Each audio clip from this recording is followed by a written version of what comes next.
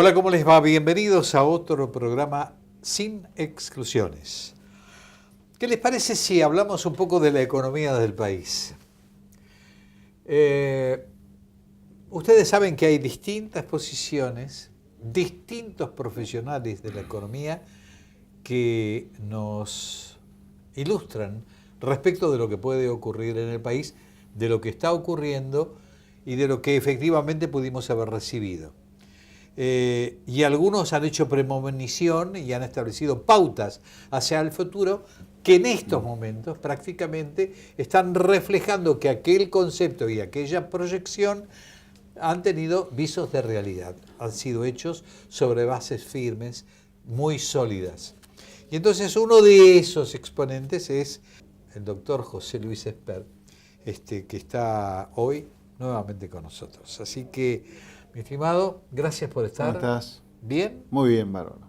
Bueno, no tengo dinero, no sé qué voy a hacer, quiero que me ilustres para ver qué puede pasar. Tampoco, no. Nunca te diría qué tenés que hacer con tu dinero. No, eso es ¿no? un tema Sí, muy personal. Sí, no. Además, hay que pagar eso. Recomendación, no, pero además recomendación al voleo no hago, porque cada persona es un mundo diferente, ¿viste? No, para saber qué decirle a la gente que tiene que hacer con su dinero, hay que tener muy claro la edad de la persona, si quiere dejar herencia, si no quiere dejar herencia, si quiere hacer viajes por el exterior, no los quiere hacer. Claro. Cada persona es un mundo, así que nunca doy recomendaciones al voleo. En la introducción de tu presentación en el programa dije que habías sido premonitorio en algunos aspectos, pero creo que la realidad te ha superado un poco las premoniciones. Bueno, a ver, ¿cómo estamos hoy? ¿La economía cómo está? En primer lugar, una cosa que creo que hay que insistir para que la gente lo entienda, es que Argentina a fines de 2015 estuvo a punto de sufrir la quinta crisis en 40 años. O sea, la situación que bordeó a Argentina, y el lugar todavía está dando vuelta, y no es que nos hemos alejado de manera definitiva de ese lugar, porque no hay milagros, han pasado 5 meses nada más. Pero Argentina estuvo en una situación, e insisto, todavía está en algún lugar, muy cercana a la situación previa a la crisis del Rodrigazo, muy cercana a la crisis previa al plan de Martínez de Oz, muy cercana también a la crisis del plan Austral y muy cercana a la crisis del 2001-2002. Obviamente que ninguna crisis es igual a la otra, y si hubiera habido una crisis, hubiera tenido similitudes, pero también diferencia con estas 4 anteriores. Pero lo importante que la gente tendría que tener en claro, y el gobierno también, para no incurrir en falsas promesas, que Argentina estuvo ahí de tener una crisis severa. Ergo, la gente debería tener eso claro, digo, por los cortes, por los pedidos, por la no tarifa, por pedir que ya empiece la reactivación, por las mejoras salariales. No, eso es absurdo. Al mismo tiempo, el gobierno no debería estar tan pendiente que la economía reactive ya y ahora, porque insisto, hace solamente 5 meses que salimos de ese lugar, que el mismo presidente se encarga de decir que estuvimos a punto de volar por los aires. Lo que yo no veo consistente es cuando el presidente dice, bueno, en el segundo semestre arrancamos seguro. Ojalá que arranquemos, ¿eh? Ahora, no es seguro que arranquemos en el segundo semestre. Así que yo sigo pensando que, primero, la política monetaria ha sido lo suficientemente contractiva en esta primera parte del año como para pensar que la tasa de inflación va a bajar. O sea, hay elementos objetivos para pensar que la tasa de inflación va a bajar en la segunda parte del año. Ahora, no es obvio que la economía empiece a crecer ya en la segunda parte del año como el gobierno anuncia a veces. ¿Por qué no es obvio? No es obvio simplemente por una cuestión realista. Hasta ahora no hay ningún indicador que muestre que la economía está creciendo. De hecho, todos los indicadores, salvo el sector agropecuario, indican que estamos en recesión. O sea, salvo el agro y la maquinaria agrícola que depende del agro, y en menor medida algunos consumos básicos en algunas ciudades del interior, el resto de la economía está muy golpeada. El tambo sigue muy golpeado, el citrus también, dentro del agro digo, ¿no? O sea, el agro se salva algo la ganadería, soja, maíz, trigo. Ahora, construcción sigue golpeada, la industria sigue golpeada, el comercio sigue en recesión. Así que, siendo realista, no sé si la economía se va a recuperar tan rápido. Ojalá que sí, insisto, pero la economía no es deseo, es realidad. Ahora, nosotros a lo largo de estos 5 meses Hemos transitado algunas medidas que tienen que ver primero con la eliminación de las retenciones al campo, la eliminación de las retenciones a la minería. Hemos salido del cepo con una alternativa que no se reflejó a lo mejor en lo que pensaban los agoreros de que el dólar se iba a ir por las nubes. Está ahí mantenido. Yo no sé si está retenido o no, pero aparentemente la reacción de la sociedad está dando como que está medio amparado. Yo no sé si es producto de la recesión, pero el dólar está tranquilo porque la política monetaria es una política monetaria que hace que esté tranquilo, no es producto de la recesión. Puede ser que uno diga, el apretón monetario causó recesión, el apretón monetario mantiene el dólar tranquilo, pero no hay relación entre dólar tranquilo y recesión. Eso no, de todos modos, independientemente de este aspecto, el aspecto que a veces yo le pido a los economistas de tu nivel es que pensemos un poco en la gente. Es decir, ¿qué mensaje se le puede dar a la gente como para decirles y mostrarles un panorama de lo que puede llegar a ocurrir? ¿Dónde estamos parados y hacia dónde vamos? Bueno, a ver, insisto con lo que te decía recién. Yo creo que el gobierno ha tomado medidas para bajar la tasa de inflación. Hay elementos objetivos para pensar que la tasa de inflación va a bajar en la segunda parte del año. A ver, venimos de inflaciones de 4% enero-marzo, 6,5% en abril, y mayo, siguiendo el índice de la Ciudad de Buenos Aires, estará ahí cerca de 3%. Según lo que trasciende, el INDEC va a volver a publicar la inflación en breve y la de mayo daría arriba de 4%, la del INDEC. Pero si somos consistentes con la serie de la Ciudad de Buenos Aires, yo creo que vamos a una inflación claramente más baja. O sea, la gente tiene que esperar una inflación algo más baja. Yo no sé si drástica, como dice el presidente, que va a ser la baja de la inflación, menos del 2%, ahora inmediatamente, puede ser que a fin de año tengamos una tasa de inflación del 2% menos. A ver, la tasa de inflación de enero a marzo fue 4 y la tasa de inflación de fin de año puede ser, si la política monetaria sigue como hasta ahora, si cambia no, puede ser de la mitad, o sea, del 2%. O sea, creo que hay un escenario probable de baja de la inflación significativo. Ahora, sobre la actividad económica, yo te diría, por ejemplo, el hecho que el gobierno haya lanzado el blanqueo de capitales, más allá de las cuestiones éticas y morales que uno puede hacer, que puede hacer muchas consideraciones sobre eso, creo que indica una gran preocupación sobre la actividad económica, porque el ingreso de capitales puede traerte, el blanqueo puede traerte ingreso de capitales. El hecho que el gobierno haya anunciado ya este paquete muy fuerte a favor de los jubilados, también muestra una preocupación del gobierno por la actividad económica, además de preocupación por la caída que ha tenido el presidente en algunas encuestas de opinión, por más que mantenga una imagen positiva muy alta todavía. Así que si el gobierno ha hecho estas cosas, quiere decir que la actividad económica sigue fría. Yo no veo hasta ahora, desde que se devaluó, estamos hablando de ya más de 5 meses de gobierno, no hay cambios respecto de lo que viene pasando desde la devaluación con los sectores de actividad económica. Si vos metés bisturí al PBI, que es una cuenta bolsa que contiene a todos, seguís viendo lo mismo en los últimos 5 meses. El campo crecía, mejor dicho, más que el campo. El campo en promedio no tan bien, porque adentro del campo tenés el tambo, la vitivinicultura, el citru, que siguen muy golpeados, y hay una recuperación fuerte en soja, maíz y en trigo, que va a dar una muy buena cosecha seguramente en diciembre. Pero luego tenés golpeada la industria, golpeado la construcción, golpeado el comercio. Y no tengo muy claro que la economía vaya a reactivarse. Ergo, la gente, si bien va a tener una tasa de inflación más baja, no sé si la demanda de empleo, que le afecta a la gente obviamente, va a ser una demanda del empleo muy fuerte. Hasta ahora está casi estancada la actividad del empleo. Hay dos aspectos. Déjame rescatar una cosa. Otra cosa que para rescatar el gobierno de Macri, creo que la política exterior hasta ahora ha sido extraordinaria. Realmente nos ha sacado de esa cloaca en la cual nos había metido el kirchnerismo, del chavismo, de China y de Rusia. La verdad que lo que está haciendo de la mano de Malcorra, pero obviamente esto es con decisión del presidente, de volver a poner a la Argentina cercano a Occidente, me parece espectacular.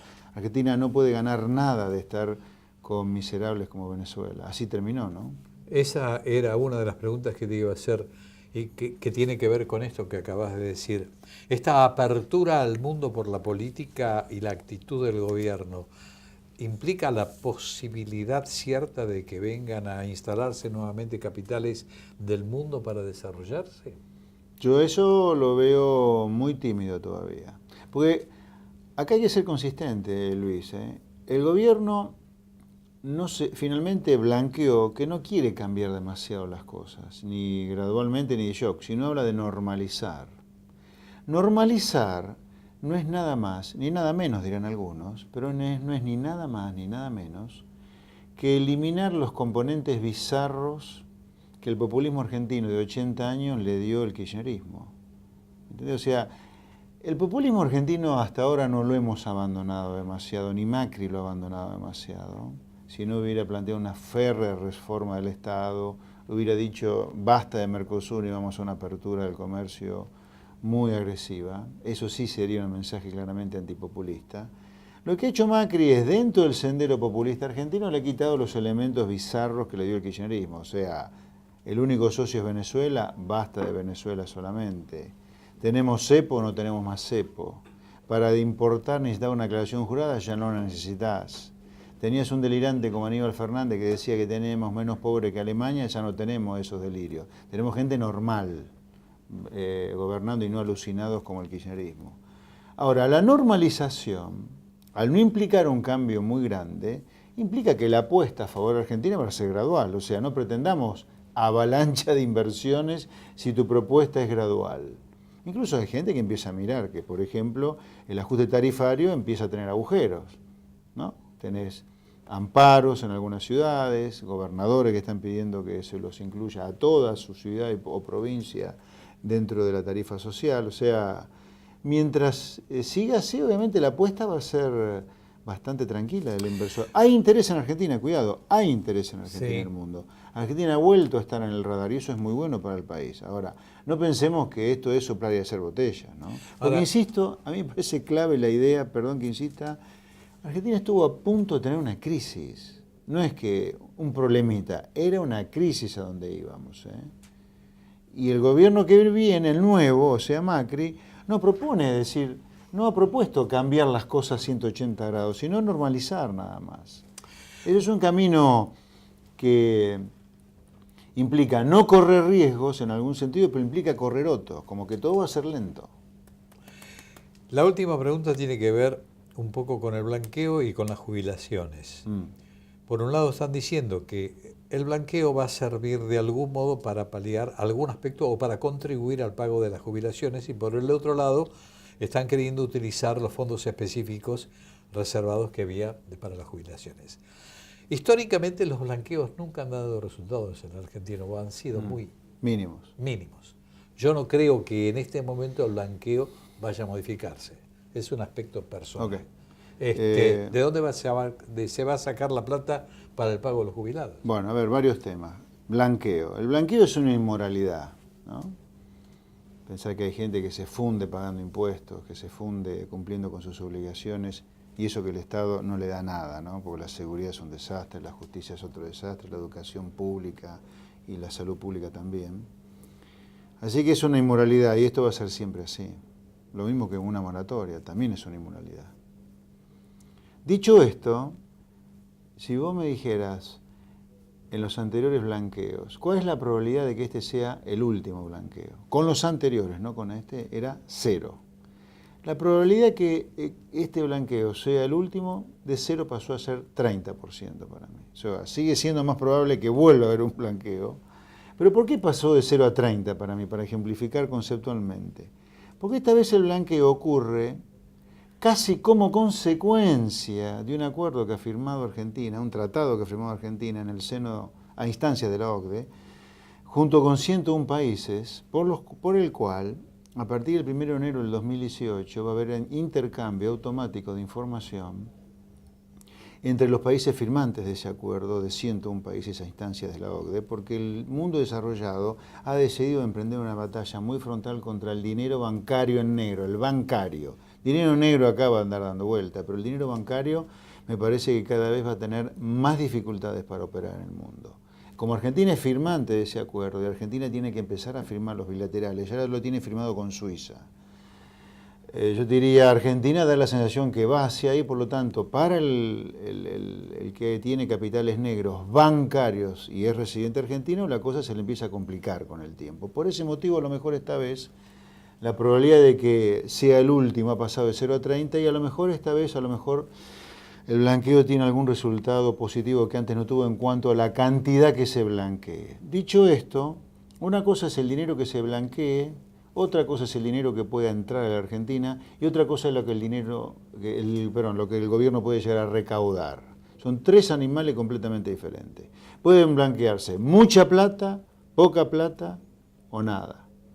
Aunque se blanquee mucha, puede ser que acá no entre un solo peso o solo dólar, porque queda todo afuera. Y aunque se blanquee mucho y quede todo afuera, aún quedando todo afuera, puede ser que nadie invierta en bonos argentinos, que todas las inversiones siguen siendo como hasta ahora. O sea, cuidado con esto. Ahora, puede ser que se blanquee mucha plata, que entre algo, y que como consecuencia de la discriminación impositiva que Argentina hace a favor de sus bonos, que no pagan impuestos, obviamente, a lo mejor el inversor que blanquee dinero, y aún manteniéndolo en el exterior, compre bonos argentinos, provocando una baja de riesgo país y ayude a ponerle piso a la recesión. Dicho esto, vamos al tema de los jubilados. A ver, con los jubilados acá hay dos capítulos grandes. Uno es un pago por única vez, aunque se desglosen varios, pero conceptualmente es un pago por única vez, que es el retroactivo, donde se le reconoce al jubilado hacia atrás, el que ya es jubilado hoy, que se le reconoce hacia atrás todo lo que no se le pagó como correspondía. Eso cuesta 75.000 millones de pesos para los que han ganado ya los juicios. Los que tienen sentencia o firme. los que están en juicio y que van prosperando. La otra es los jubilados que no han litigado, a esos no se le va a pagar ninguna compensación o retroactividad en el proyecto del gobierno, no sé qué va a hacer el Congreso con esto, pero sí van a recibir junto con los otros jubilados una mejora del 35 a 40% de los saberes. Esto cuesta cerca de 90.000 millones de pesos. Así que en el corto plazo uno tiene que pensar que hay un paquete de 75 por única vez y 90.000 para siempre en mejora de los saberes. Dicho esto, ¿quién puede estar en contra de una mejora de los salarios de jubilada? Nadie, salvo un malparido, digamos, ¿no?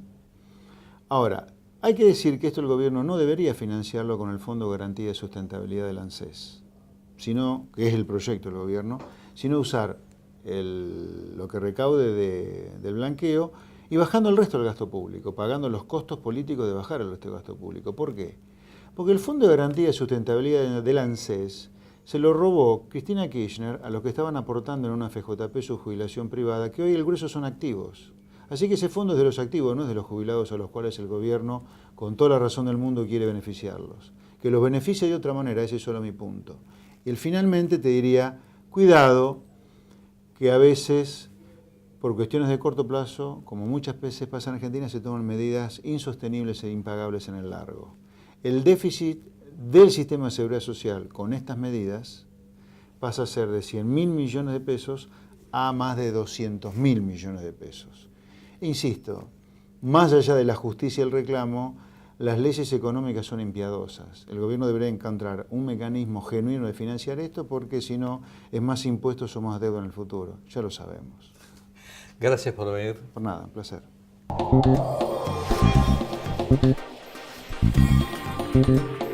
ACARA, Asociación de Concesionarios de Automotores de la República Argentina.